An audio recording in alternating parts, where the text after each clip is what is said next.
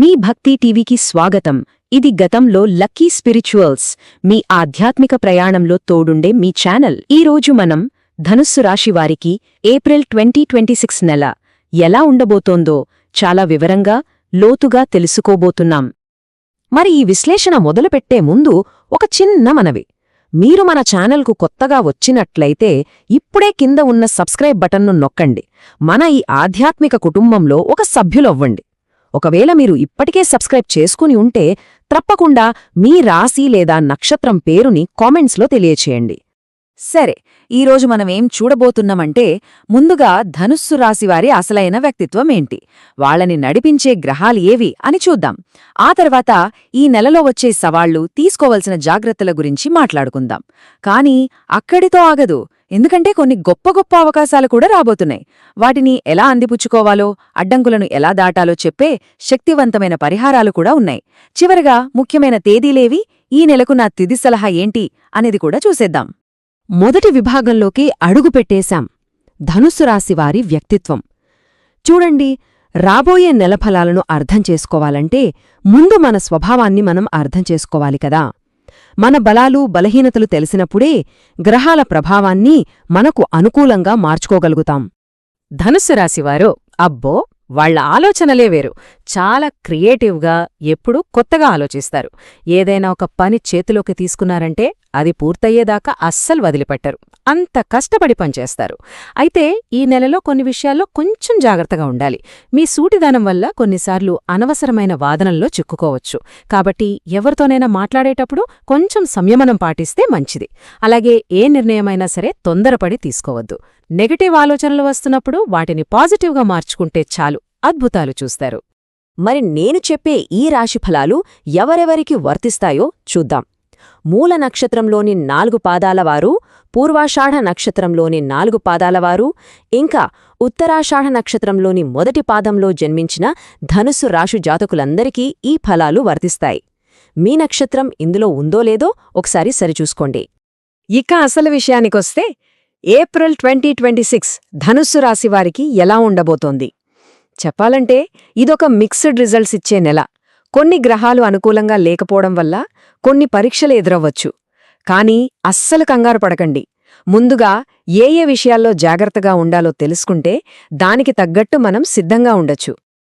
ఈ నెలలో గ్రహాల పరిస్థితి చూస్తే మన ఆత్మవిశ్వాసానికి కారకుడైన సూర్యుడు నెల మధ్య వరకు కొంచెం వీక్గా ఉన్నాడు.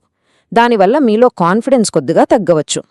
ఇక ధైర్యానికి కారకుడైన కుజుడు కూడా ఏప్రిల్ 2 తర్వాత బలహీనంగా మారుతున్నాడు. ఇది చిరాకు, అసహనానికి దారితీయొచ్చు. దీనికి తోడు అర్ధాష్టమ శని ప్రభావం కూడా ఉంది. ఇది కుటుంబంలో చిన్న చిన్న కలతలకు కారణం కావచ్చు. బుధుడు ఫేవరబుల్గా ఉన్నా ఆయన పూర్తిస్థాయి బలం మనకు అందదు. ఈ గ్రహాల ప్రభావం మీ కెరియర్పై ఎలా ఉంటుందంటే, ఉద్యోగం చేసేవాళ్లకు వర్క్ ప్రెషర్ బాగా పెరిగే అవకాశం ఉంది. ముఖ్యంగా సూర్యుడు బలహీనంగా ఉన్నాడు కాబట్టి మీ పై అధికారులతో మాట్లాడేటప్పుడు చాలా జాగ్రత్తగా ఉండండి. మాట తూలొద్దు. సహోద్యోగులతో కూడా సంయమనం అవసరం. వ్యాపారం చేసేవాళ్లకు గురుని అండ ఉంది కాబట్టి ఫలితాలు నిలకడగా ఉంటాయి. కాని ఒక్క విషయం, కొత్త పెట్టుబడుల విషయంలో ఇతరులను గుడ్డిగా నమ్మటండి. మీ సొంత విచక్షణతోనే ముందుకు వెళ్ళాలి. ఇక డబ్బు విషయానికొస్తే ఏప్రిల్ 19 వరకు శుక్రుడి దయవల్ల డబ్బు ప్రవాహం బాగానే ఉంటుంది. కాని వచ్చిన డబ్బు వచ్చినట్టే ఖర్చయిపోతుంది. ముఖ్యంగా ఇల్లు, భూమి లేదా ఏదైనా వాహనం కొనాలని ప్లాన్ చేస్తుంటే ఊహించని ఖర్చులు రావచ్చు. సో సేవింగ్స్ చేయడం ఈ నెలలో కొంచెం కష్టమే. కుటుంబ జీవితంలో అర్ధాష్టమ శని, కుజుడి ప్రభావం వల్ల చిన్న విషయానికే గొడవలు రావచ్చు. వీలైనంత ప్రశాంతంగా ఉండటానికి ప్రయత్నించండి. వాదనలకు దూరంగా ఉండటం చాలా ఉత్తమం. ఆరోగ్య విషయంలో పెద్దగా భయపడాల్సిన పనిలేదు. ఎందుకంటే దేవగురు బృహస్పతి రక్షణ మీకుంది. ఆయన మిమ్మల్ని కాపాడతాడు. కాని సూర్యుడు, కుజుడి వల్ల వేడికి సంబంధించిన సమస్యలు లేదా చిన్న చిన్న గాయాలయ్యే అవకాశముంది. జాగ్రత్త.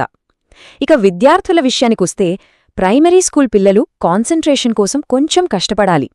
కాని ఉన్నత విద్య అంటే పీజీ లేదా రీసెర్చ్ చేసేవాళ్లకు మాత్రం గురుని దయతో మంచి ప్రోగ్రెస్ ఉంటుంది. ఈ సవాళ్లన్నిటినీ ఎలా అధిగమించాలో మనకు రాబోయే శుభయోగాలేంటో తెలుసుకునే ముందు ఒక చిన్న విరామం. ఈ సమాచారం మీకు ఉపయోగకరంగా అనిపిస్తే దయచేసి మన ఛానల్కి సబ్స్క్రైబ్ చేసుకుని మాకు సపోర్ట్ ఇవ్వండి. అలాగే మీ రాశిని కామెంట్స్లో తెలియచేయడం మర్చిపోవద్దు. ఇప్పటిదాకా సవాళ్ల గురించి మాట్లాడుకున్నాం కదా, ఇప్పుడు నాణానికి రెండో వైపు చూద్దాం. చీకటి తర్వాత వెళ్తురొచ్చినట్లే ఈ నెలలో కొన్ని అత్యంత శక్తివంతమైన యోగాలు ఏర్పడుతున్నాయి. ఇవి మీకోసం గొప్ప గొప్ప అవకాశాలను తీసుకురాబోతున్నాయి. అన్నింటికన్నా మీ బలమేంటో తెలుసా? మీ రాశికి 7వ ఇంట్లో ఉన్న బృహస్పతి. ఈ ఒక్క గ్రహం చాలు మీకొక రక్షణ కవచంలా పనిచేస్తుంది. భార్యాభర్తల మధ్య బంధాన్ని, వ్యాపార భాగస్వామ్యాలను బలపరుస్తుంది. ఎన్ని సమస్యలు వచ్చినా ఈ గురుబలం మిమ్మల్ని చేయిపట్టుకుని ముందుకు నడిపిస్తుంది. ఇది మీకొక దైవిక మార్గదర్శిలా పనిచేస్తుంది. ముఖ్యంగా శ్రీరామనవమి పండుగ టైంలో ఆకాశంలో కొన్ని అద్భుతాలు జరగబోతున్నాయి. గజకేసరి యోగం ఏర్పడుతోంది. ఇది మీకు కీర్తి, ప్రతిష్టలను ఇస్తుంది. గురుడు, కుజుడు వల్ల నవపంచమ రాజయోగం ఏర్పడుతోంది. ఇది కార్యసిద్ధిని, ధైర్యాన్ని ఇస్తుంది. ఇవి కాకుండా త్రిగ్రాహి యోగం, సర్వార్థసిద్ధియోగం వంటివి కూడా ఉన్నాయి. ఈ యోగాలు మీకు ఆర్థిక లాభాలను, ఉద్యోగంలో ప్రమోషన్ను, చాలా కాలంగా ఆగిపోయిన పనుల్లో విజయాన్నందిస్తాయి. సో ఈ సమయాన్ని అస్సలు వృధా చేసుకోవద్దు. సరే, ఇప్పుడు మన విశ్లేషణల్లో అత్యంత ముఖ్యమైన విభాగానికి వచ్చేశాం. అదే ఆధ్యాత్మిక పరిహారాలు. సమస్యలున్నాయని తెలుసుకున్నాం, అవకాశాలున్నాయని తెలుసుకున్నాం. మరి ఇప్పుడు వాటిని మనకు అనుకూలంగా మార్చుకోవడానికి ఏం చేయాలి? మన చేతుల్లో ఉన్న ఆయుధాలే ఈ పరిహారాలు. మనం ముందే చెప్పుకున్నట్టు ఈ నెలలో సూర్యుడు కొంచెం బలహీనంగా ఉన్నాడు. దీనివల్ల ఆత్మవిశ్వాసం, ప్రభుత్వ పనుల్లో ఆటంకాలు రావచ్చు.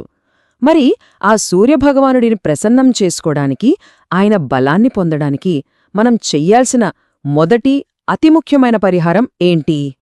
దానికి సమాధానమే ఈ శక్తివంతమైన మంత్రం. శ్రద్ధగా వినండి.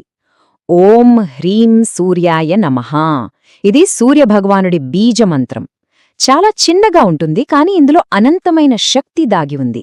ఇది జపించడం చాలా సులభం, అత్యంత ప్రభావవంతమైనది కూడా. ఇది పాటించటం చాలా తేలిక. ప్రతిరోజూ ఉదయాన్నే సూర్యోదయం సమయంలో నిద్రలేవండి. స్నానం చేశాక ఒక రాగి చెంబులో నీళ్లు తీసుకుని ఉదయిస్తున్న సూర్యుడికి అర్ఘ్యం ఇవ్వండి. అలా నీటిని సమర్పిస్తూ ఓం హ్రీం సూర్యాయ నమః అనే మంత్రాన్ని 18 సార్లు మనసులో జపించండి. ఇది మీలో పాజిటివ్ ఎనర్జీని నింపి ఆత్మవిశ్వాసాన్ని పెంచుతుంది.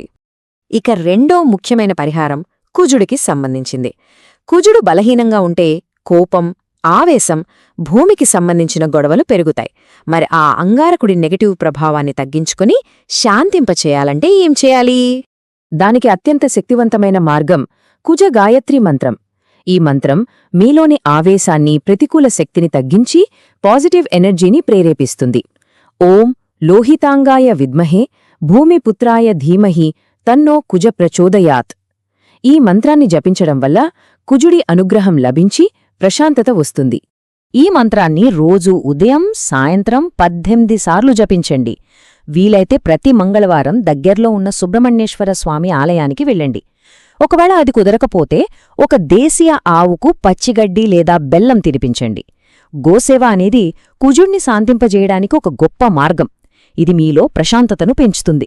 ఇవి కాకుండా మీ ఓవరాల్ వెల్ బీయింగ్ కోసం మరికొన్ని సింపుల్ చిట్కాలు. మీ రాశికి గురువు రక్షణగా ఉన్నాడు కదా, ఆ బలాన్ని ఇంకా పెంచుకోవడానికి ప్రతి గురువారం దక్షిణామూర్తి స్వామిని పూజించండి. పేదవాళ్లకు అరటిపండ్లు దానం చెయ్యండి. అలాగే ఇంట్లో ఒక వేప మొక్క ఉంటే దానికి రోజూ నీళ్లు పోయండి. ఇది అనేక దోషాలను తొలగిస్తుంది. సరే, మనమిప్పుడు చివరి అంకానికొచ్చేశాం. ఇప్పటిదాకా చెప్పుకున్నవన్నీ దృష్టిలో పెట్టుకొని ఏ రోజులు బాగున్నాయి, ఏ రోజులు జాగ్రత్తగా ఉండాలి, ఇంకా ఫైనల్గా నా సలహా ఏంటో ఇప్పుడు చూద్దాం. ఈ తేదీలను మీ క్యాలెండర్లో నోట్ చేసుకోండి. ఏప్రిల్ 2, 4, 8 ఇంకా 13 తేదీలు. ఏవైనా ముఖ్యమైన పనులు మొదలుపెట్టడానికి, కొత్త ఒప్పందాలు చేసుకోవడానికి చాలా బాగున్నాయి. అయితే ఏప్రిల్ 6, 11 ఇంకా 15 తేదీలలో చంద్రుడి సంచారం అంత అనుకూలంగా లేదు. సో ఆ రోజుల్లో కొంచెం నెమ్మదిగా ఉండండి. ముఖ్యమైన నిర్ణయాలు తీసుకోకపోవడమే మంచిది. కాబట్టి ఈ నెల మొత్తానికి విజయసూత్రం ఒక్కటే: ఆలోచించి అడుగేయండి, ఆవేశంలో నిర్ణయాలు తీసుకోవద్దు. మీ సహజ గుణమైన తొందరపాటును ఈ ఒక్క నెల కాస్త పక్కన పెట్టండి. మీరు ఎంత ప్రశాంతంగా, ఎంత సంయమనంతో ఉంటే అంత అద్భుతమైన ఫలితాలు చూస్తారు. గురుబలం, మీరు చేసే పరిహారాలు మిమ్మల్ని తప్పకుండా గెలిపిస్తాయి. ఈ విశ్లేషణ మీకు నచ్చిందని, ఉపయోగపడిందని మనస్ఫూర్తిగా ఆశిస్తున్నాను. ఇలాంటి మరెన్నో ఆధ్యాత్మిక విశేషాల కోసం మన మీ భక్తి టీవీ ఛానల్కు తప్పకుండా లైక్ చేయండి, షేర్ చేయండి మరియు సబ్స్క్రైబ్ చేసుకోండి. చివరగా మీ రాశి, నక్షత్రం పేరుని కామెంట్స్లో తెలియజేయడం అస్సలు మర్చిపోవద్దు. సర్వేజనా సుఖినో భవంతు.